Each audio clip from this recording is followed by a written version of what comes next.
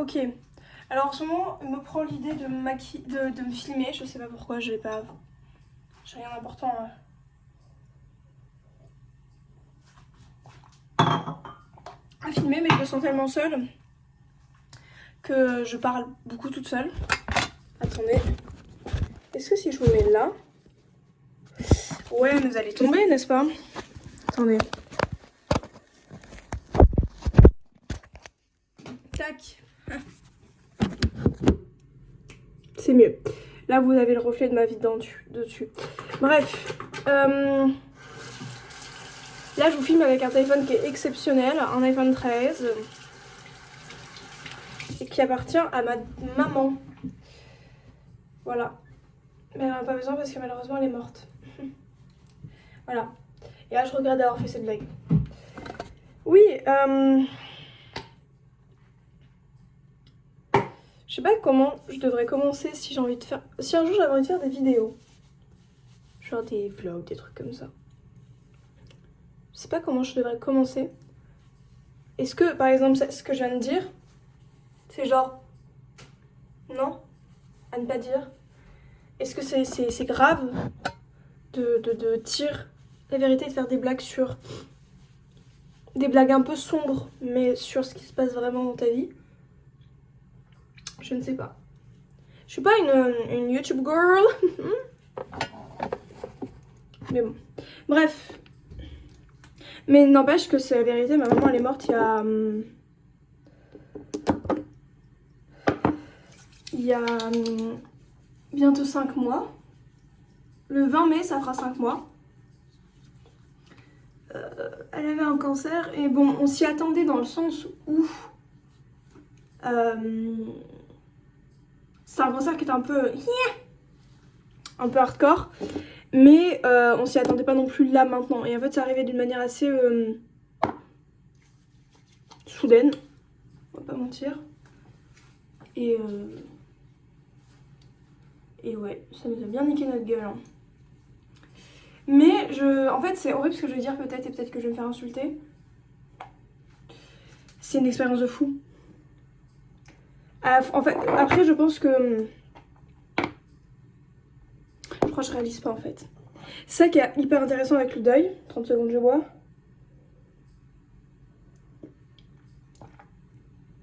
On peut quand même prendre du temps pour admirer ce mug exceptionnel où t'avais juste ça de cappuccino. Alors que tu peux mettre littéralement une vie entière dedans. Mais donc, ce que je voulais dire, sans que ça paraisse un peu bizarre, c'est une expérience de fou. En parlant du deuil, c'est pas la première fois que je fais un deuil. J'ai perdu pas mal de personnes dans ma vie, des grands-parents, des grands-oncles, qui étaient comme mes grands-parents, enfin des personnes que j'aimais en fait, tout simplement. Il n'y a pas besoin d'avoir un lien de sang pour être attristé de la mort de quelqu'un. Même des fois d'un chanteur, on peut être très très triste parce qu'on a créé un lien avec cette personne. Mais donc c'est pas la première fois que je fais un deuil. Mais là, en fait, je trouve que c'est une expérience tellement chelou. Parce que je n'arrive pas à ma voix, c'est pas que j'ai envie de pleurer. Mais ce serait ok, mais c'est juste ma voix se casse. J'arrive pas à réaliser le deuil. J'arrive pas à réaliser... En fait, à la fois je réalise, à la fois je réalise pas. Je sais qu'elle n'est plus là parce que quand je l'appelle au téléphone, elle ne répond plus. Je sais que quand je rentre chez mon père, donc chez elle, bah elle est plus là. Je vais la voir tous les jours quand je peux au cimetière. Donc mon corps, mon conscient a conscience du coup qu'elle n'est plus présente. Néanmoins, je n'arrive pas à comprendre. Enfin, déjà je rêve tout le temps d'elle. Je pense que c'est normal, mais voilà. Souvent je rêve d'elle. Et ouais, je pense que j'ai l'impression que je suis pas assez triste. Alors que je sais qu'au fond, je meurs de tristesse. Mais c'est comme si mon corps, mon cerveau, il est en mode... Chut, tu l'auras après ta tristesse. Parce que je pense que si je suis... vraiment... Si ma tristesse ressort vraiment... là maintenant, genre à l'état qu'elle l'est. Je sais pas si je suis claire. Je sens que je vais me faire vraiment enculer par la vie. Et que ça va être atroce. Donc bon. Des pâtes au poivre. Au cube. De légumes. Bouillon au cube. Parce que j'ai pas le temps de me préparer. Puis d'aller manger. Donc il faut que je fasse les deux en même temps. Ah, je suis stressée. Pour rien. J'ai peur que ça tombe. Bref. C'est pas bien de manger la bouche pleine, mais je vais continuer mon histoire. Ok, on s'en fout totalement. Mais oui, je disais... Réaliser qu'une personne est morte, je trouve que tu réalises factuellement facilement. Parce que littéralement la personne n'est pas là. Mais c'est comme si ton corps, il pouvait pas réaliser. Et j'ai l'impression que mon corps est en mode, gars, comment tu veux que je comprenne que la femme qui t'a mise au monde, bref, la femme qui t'a donné naissance, la femme qui est censée être là genre jusqu'à la fin de ta vie, qui est censée être là pour ton mariage, qui est censée être là pour la fin de tes études, pour ton premier copain, parce que oui, j'ai jamais présenté quelqu'un. J'ai eu des gens, mais pas présentables. Enfin, en fait, la femme juste qui est censée t'accompagner, bah tu l'auras plus jamais. Et je trouve qu'une relation à la mère, en fait, les parents en général, hein, mais j'étais très proche d'elle. En fait, on s'entendait aussi bien qu'on se détestait. Même si détester, c'est pas un bon mot, mais on était pareil, on avait le même caractère, donc forcément, à un moment donné, ça allait se... Et chaque jour, dès qu'on est... Parce que l'été, je passais toutes mes vacances là-bas, depuis que je suis partie faire mes études. Dès que j'allais là-bas, dans la journée, franchement, il fallait au moins qu'on s'engueule une fois. Mais bon, de la merde. Des fois, c'est moi, des fois, c'était elle. Et on s'en fout. Ah non, on s'en foutait. C'est pas important. Mais malgré tout,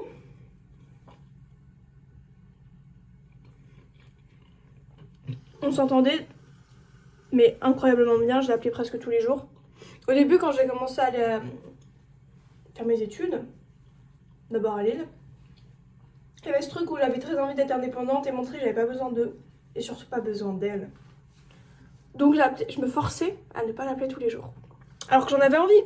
Il y a des moments où j'avais pas envie, donc ça allait, mais la majorité du temps, j'avais envie de l'appeler et j'étais en mode non, je suis indépendante, j'ai 17 ans, moi je roule ma bécane, tu vois. C'est faux. Et du coup, je l'appelais pas. Et il m'a fallu du temps, il m'a fallu peut-être 1 ou 2 ans pour réaliser que... Qu'est-ce qu'on s'en foutait que j'ai besoin de ma mère, qu'est-ce qu'on s'en foutait que... Parce qu'il y avait aussi ce truc de « Oh, t'appelles encore ta maman, t'es trop mimi, toi !» Et en fait, c'était la première année où... Donc j'avais 17-18 ans, c'était la première année où en fait... on allait avec elle dans la maladie, on vivait avec elle à travers cette maladie. Et ça te fait aussi revoir les choses, parce que tu sais pas ce qui... Avant qu'une maladie ou... Avant qu'une maladie ou quelque chose de ce style te fait comprendre que la vie n'est pas éternelle. Parce qu'on est con, hein, on est vraiment bien mortel. On voit tous les jours à la télé des gens qui crèvent, mais par contre quand ça nous concerne, non, je vais pas mourir. Et avant que ça nous touche, moi j'étais très dans ce truc de bah du coup je m'en fous, ma mère elle sera là jusqu'à la fin de ma vie, donc je peux ne pas l'appeler tous les jours. Et quand elle est tombée malade, là j'ai pris conscience et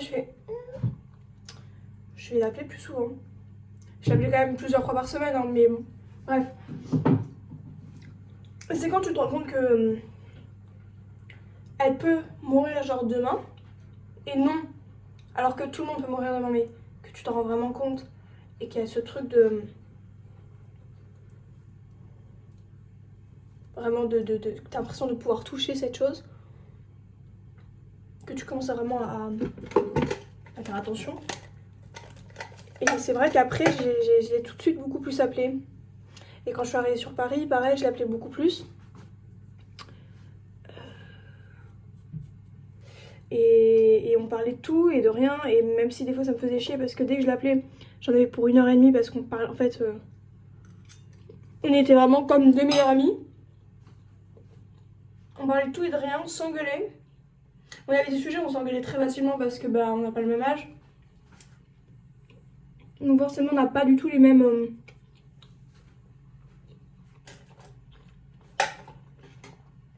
avis par rapport à plein de choses. C'était vraiment... J'ai conscience qu'avec ma mère on avait vraiment une relation idéale. Et et du coup c'est vrai que c'est un peu...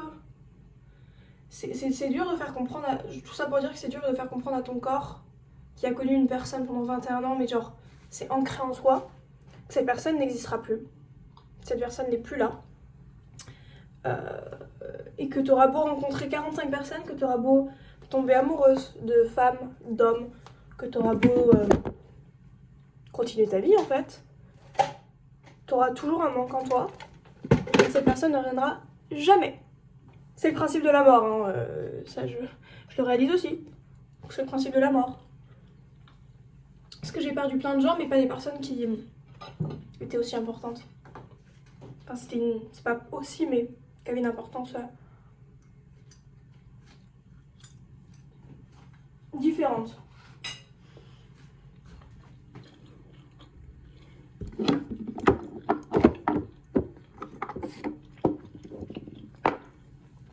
Des fois, je m'inquiète parce que j'ai l'impression que je suis pas assez triste. Je me dis, ouais, meuf, t'es pas assez triste, tu devrais... Parce que je me suis toujours imaginé, je pense qu'on s'est toujours imaginé, genre, la mort des gens qu'on aime. Je vais me mettre à côté parce que je vais mettre un soutien-gorge. On s'est tous... Oh, vous me voyez encore? Vous me voyez plus. Je me suis toujours imaginé, genre, la mort des gens qu'on aime, dont ma mère, dont mon père. Et genre, dans ma tête, je m'étais toujours... J'avais toujours cru que j'arriverais jamais à m'en remettre et que je serais comme dans les films, genre des loques. Une grosse loque qui ne bouge plus, qui ne fait plus rien de sa vie, qui a perdu goût à la vie. Et en fait, fun fact,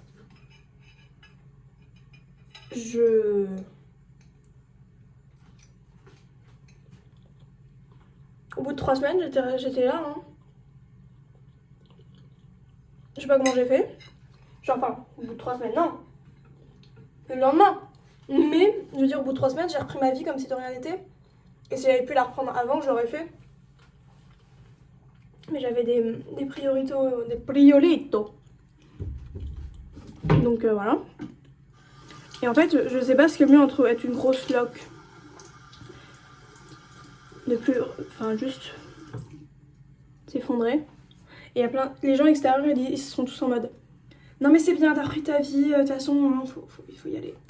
Et je suis en mode oui, vous avez raison, j'ai repris ma vie, il faut pas me laisser aller. Mais d'un autre côté, j'ai envie de leur dire, là vous me voyez debout, vous me voyez active, vous me voyez faire mes projets, etc. Vous me voyez vivre. Mais qui vous dit qu'à l'intérieur, je suis pas juste une grosse loque qui a envie de sauter du 5e étage? Hein? Tu vois? Mais ça, en plus, j'ai l'impression que du coup, à être active, personnellement, moi, je repousse toute idée de comprendre et d'internaliser la chose, la mort. Et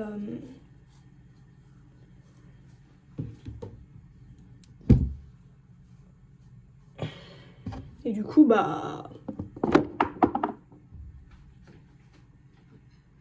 c'est très compliqué parce que je sais que ça va me revenir dans la gueule très vite. Parce que je veux pas faire face au fait que ma mère elle est morte. Et d'un autre côté, je meurs d'envie de faire face à ça. Mais j'ose pas. Parce que je me dis que ça va me faire perdre du temps. Et c'est là où je me dis que je suis vraiment un peu chelou. Mais plutôt que l'être humain en général est bizarre parce qu'on a toujours cette notion de temps. On vit dans un monde où on a besoin d'aller vite. Et je voudrais aller vite dans un processus qui n'est pas quantifiable en temps. Et qui surtout, je sais même pas si on fait un jour le deuil d'une personne comme ça. Donc je sais pas.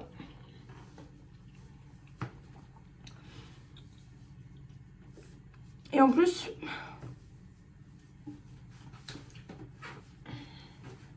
je trouve que c'est des... Regardez mes chaussettes.